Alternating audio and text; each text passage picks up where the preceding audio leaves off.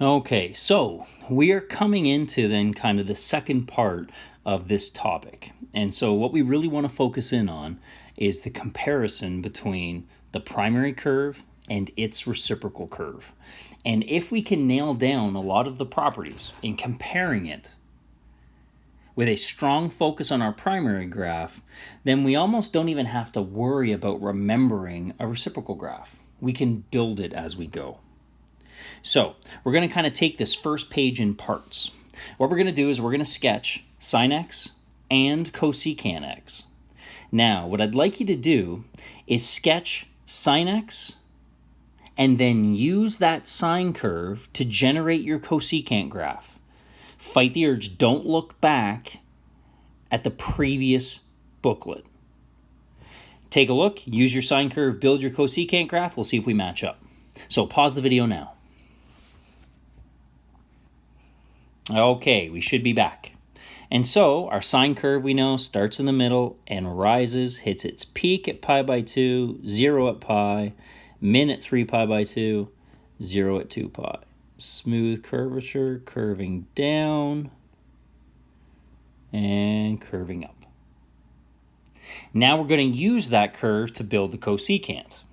So I have a 0 at 0, which means I have an asymptote on cosecant. I have a maximum at pi by 2, so I have a minimum. I have a 0 at pi, so therefore I have an asymptote. I have a minimum, therefore I have a max, and I have a 0. And I can draw this one a little bit better than the previous. And there's my last asymptote. And so, as we go through, now we should be able to put in the branches, having some decent curvature, and we're not really going to stress too much how exact this is. But as long as we have a decent curvature, there we go. Now, we've got our cosecant graph. What I'd like everybody to do, pause the video and build it going backwards. Now, I've given you a full grid, but what I'd like you to do is only graph going backwards to pi.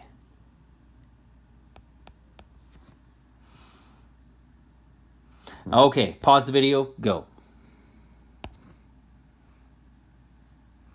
And we should be back. So our sine should be really fast. Our cosecant then should have a max and an asymptote. And so as we bring in that curvature, and that one, and there we go. Okay, now we've got our pictures, and what I want us to do is just to examine some properties of those graphs. So the first thing I want you to notice is when we fill in this table, we are only completing it for our first positive rotation, 0 to 2 pi. So I'm not using that region of my graph. It's going to be important for us to kind of see it a little bit, but I'm not using it. Okay, I want to explain the chart a little bit. And so, as I slide that up, we have some properties that we need to find. So, the first thing that I want to draw your attention to is that we are finding the x values at which those things occur. We are not stating y values whatsoever. We may be considering the y value, but we are always talking about the specific x value. What do we need to find? Well, we need to find a few things. And so as we scan our way down all those properties, I want to make sure that we're good with them all. Absolute means that it is the absolute, there is no other value that could be above that value. Now, what local considers is, does it act like a maximum in that vicinity, in that area? We'll talk about that as we go. We have the same thing with our minimums, we have our zeros, our asymptotes, and then we get down to the last two, intervals of increase and decrease. Let's walk through the sine curve to make sure that we can match up. So all I'm going to do is shrink down this picture a little bit so we can see everything in one go. What we're going to now do is examine my sine curve's properties. Okay, as I deal with the first one, when is the maximum of my sine curve? I know my maximum value is 1. When does it occur? Because I'm talking about the x value at that point. It occurs at pi by 2. If I go down, I state my minimum. I know my minimum occurs at 3 pi by 2. I know I have zeros at 0, pi, and 2 pi. There are no asymptotes, so there's none. And now I get into intervals of increase and decrease. And I'm going to ask you just to stop there for a second and we'll come back. What I'd like you to do now is to go through and fill in those same properties, but for your cosecant graph, for my blue graph. Okay, pause the video, go ahead, we'll see if we match up. Okay, and we're back. And so if I went to say my local max, well, if I examine on my curve, this would be the location of a local max. Notice that it's not the absolute maximum. Any one of the points that are on that branch are a higher value. However, in that vicinity, that point right there acts as a maximum.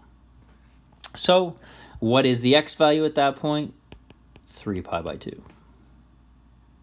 For that same reasoning then, this value up here is going to represent a local minimum. Where does that minimum occur? At pi by 2.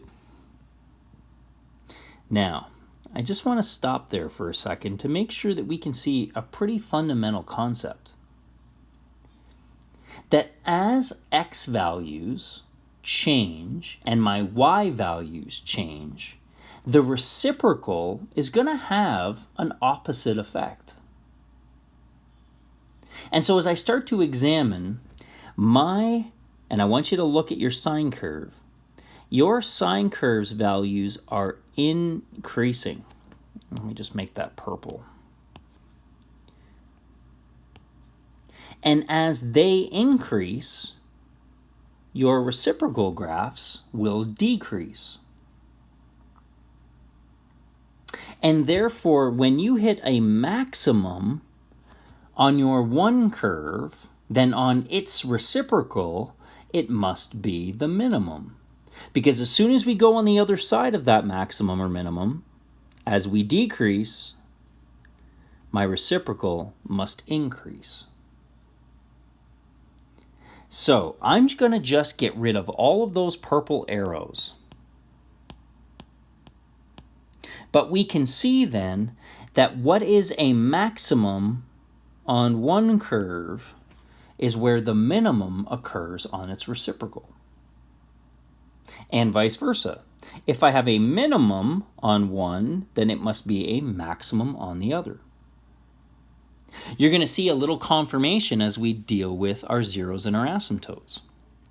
When you went through to fill in where your zeros are on your blue graph, notice your blue graph never hits the x-axis, so there are none. However, where are all your asymptotes? 0, pi, and 2 pi. We see that exact same relationship as we find the reciprocal. Okay, now we get down to intervals of increase and decrease. And what I want to examine then, for when we talk about intervals of increase, we are talking x values, and a curve is increasing when it is rising to the right. So, on my sine curve, when does my curve increase? Well, I notice that it increases from this beginning all the way to its max. And so, what are the x coordinates for that?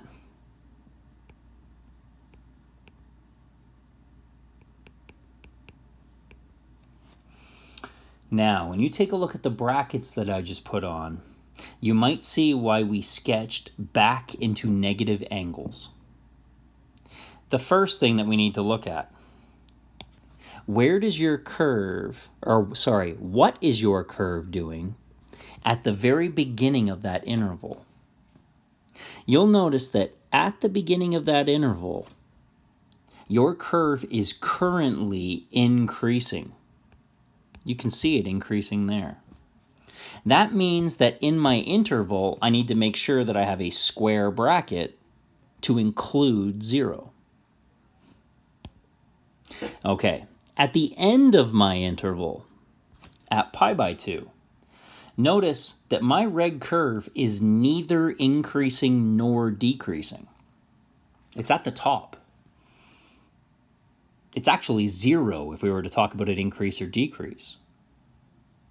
And since it's not increasing at that value, I can't include it. And so I have my open bracket on my pi by 2.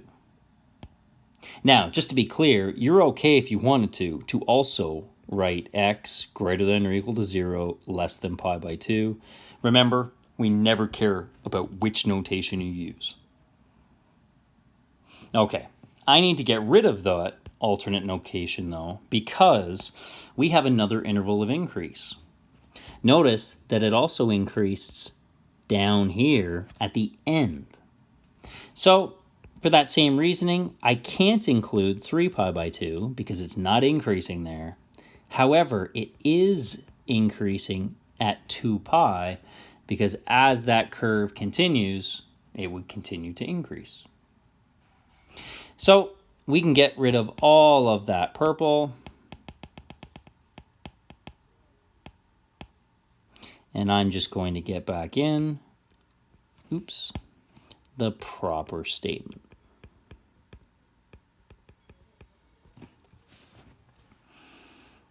Okay, now what we want to do is take a look at intervals of decrease.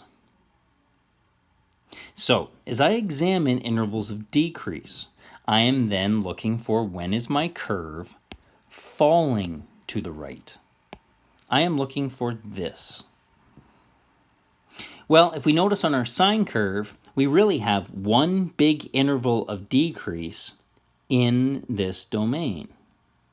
And it exists right along there. So if I just get rid of that interval, we cannot include pi by 2 because it's not decreasing. It ends at 3 pi by 2, and we cannot include that either.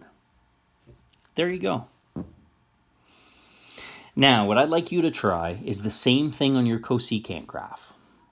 So let's pause the video now. You jump in, finish it off. We'll see if we match up.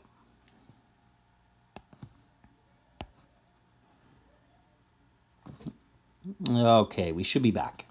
So if I'm examining an interval of increase on my cosecant graph, then I notice that I start to increase at this minimum and beyond. Okay, well, what is that interval then? Well, that interval is going to be from pi by 2, but not including it, and up to pi, but I can't include pi either because at pi, it's an asymptote. Then it continues to increase on the right side of pi and all the way up to 3 pi by 2 and not including that. Hopefully we match up. Okay, when is my curve decreasing? Well, my curve is now decreasing everywhere from 0 up to that minimum. And so, from 0 up to pi by 2. And then it continues to decrease at 3 pi by 2 and down.